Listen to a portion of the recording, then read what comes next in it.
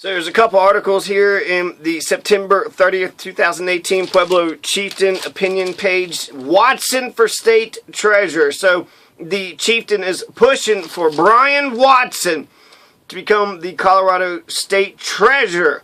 He's a Republican, so it's a Republican paper, of course. They would pick Brian Watson. Okay, so they're talking about what does the treasurer do? Treasurer is responsible for managing the state's investments on a taxpayer-funded portfolio worth about $6 billion. The treasurer's office administers the state divisions of unclaimed property, which connects people with money from inheritance, closed bank accounts, refunded security deposits, and the like that is rightfully theirs. The treasurer also sits on the board which oversees the state's pension fund for public employees, which, like many public pension funds around the country, faces significant challenges. Just cut it, right? You're a bunch of Republicans, so just cut the pensions. Why are we worrying about Republicans being able to have nice pensions, right? They're against any social spending, so therefore, if they don't want social spending for us, cut it for them.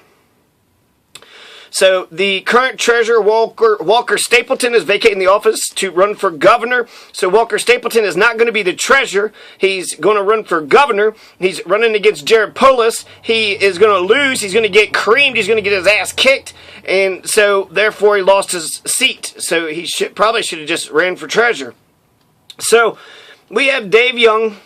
Dave Young is the Democratic nominee. He's a state House of Representative. So he serves on the powerful Joint Budget Committee. So he understands the state's finances. But, however, when we interviewed, and there's no person that signs it, but there is a list of people who is part of the editorial board. Blake Fontenay, Brad Slater, Steve Henson, and Dennis Darrow. So they said, when we interviewed Dave Young, what we found out with Dave Young is that he has no specifics on the changes he's going to make to the state's investment strategy or reforms to the Public Employees Retirement Association of Colorado, known as PERA, P-E-R-A. That suggests to us that either he doesn't have many specific ideas or he does but chose not to share them with us. That's not a good sign in either case. Hey, how come you're not giving us these good ideas? The Public Employees Retirement Association, I just cut the fucking pension. Cut it, you fucking Republicans. Oh, yeah, you state workers. Yeah, Republicans become state workers, and they're like, oh, no, we need to unionize. We need to raise minimum wage. Let's get a good old pension. Wait a second, I thought you were just supposed to pull yourself up by your bootstraps.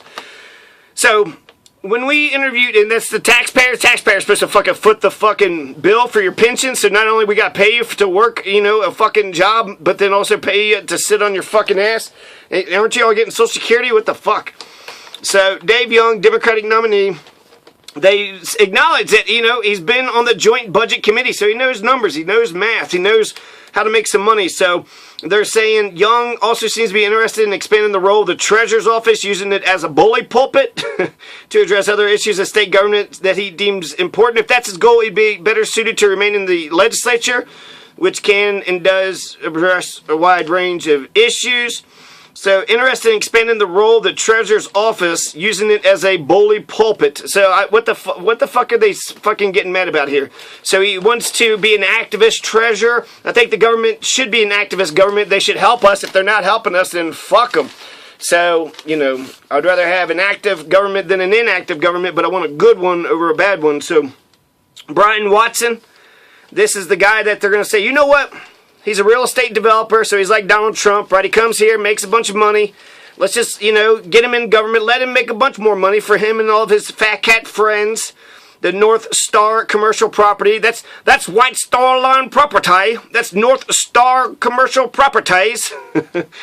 Humble beginnings in a small town on the western slope. Manages a portfolio of commercial and other non-residential properties valued at $1.3 billion. After a career of handling the assets of private investors, he wants to turn his attention to managing the public's assets. He seems like he probably has enough knowledge to do this shit, but he's a Republican, so he's going to be an activist government. Which one is going to protect my freedom? Which one's libertarian? Government should not be to oppress. Government should be there to protect your freedom, right? Of course it is. So, Let's see what else. He would like to scale back foreign investments and increase domestic holdings. Increase domestic holdings, scale back foreign investments. So that means a lot of foreigners own a lot of shit in Colorado, but he wants to get Coloradans to own Colorado. And really, shouldn't we have a Colorado first kind of mentality to make Para more solvent? A lot of countries, a lot of foreign countries actually own land in Colorado. So, to make Para more solvent, he'd consider increasing the retirement age for public employees. He would also explore the possibility of developing a hybrid model of retirement benefits with some money allocated to 401ks. Instead of all of it going into a defined pension payment over time, this would reduce the liability taxpayers would have for funding Para. Watson wants to increase public awareness about the unclaimed property program through initiatives such as drawing media attention where appropriate to unusual claims that are settled. Watson's critics point to a couple of his business ventures that have run into financial problems, but for someone to run a company more than $1.3 billion in assets, that's like criticizing the league-leading Boston Red Sox for losing the game for every 2 they win. Wait, losing the game for... So he's lost a third of his businesses? Is that what they're saying? Look, Brian Watson has only lost a third of his own businesses. You know, sometimes you just gotta... start a business, fuck all the investors over, make no profits, and declare bankruptcy. Sometimes you just got to, declare bankruptcy 4 times. Then you run for president. That's how this shit works. So I'm always skeptical whenever the chieftain... they're the official narrative, so yeah, fuck the chieftain. Oh, there's Chris Wiseman. I want to post something about when the establishment and the revolution picks Chris Wiseman, then it's probably, the best bet. So now I'm like really doubting myself. Wait a second, the chieftain wants Chris Wiseman? If only Zach Swearingen would have given me some credit. Only if he could have given me...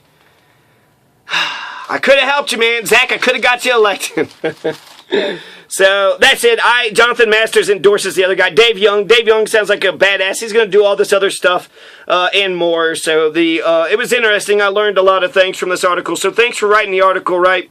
You got all those unclaimed properties and money with inheritance, closed bank accounts. So, land, it seems like that could be a big land grab. The state treasurer could start grabbing land for the poor. And but Watson would never do that. Only Brian Young might do that. He's the Democrat, so you assume that the Democrat's somewhat bleeding heart liberal. If you're not a fucking liberal, quit being a fucking Democrat. That's confusing, you pieces of shit. You fucking dickheads. And, more with Proposition 112 and Scott Tipton and some letter to the editors about Nikola and Gradisar coming up.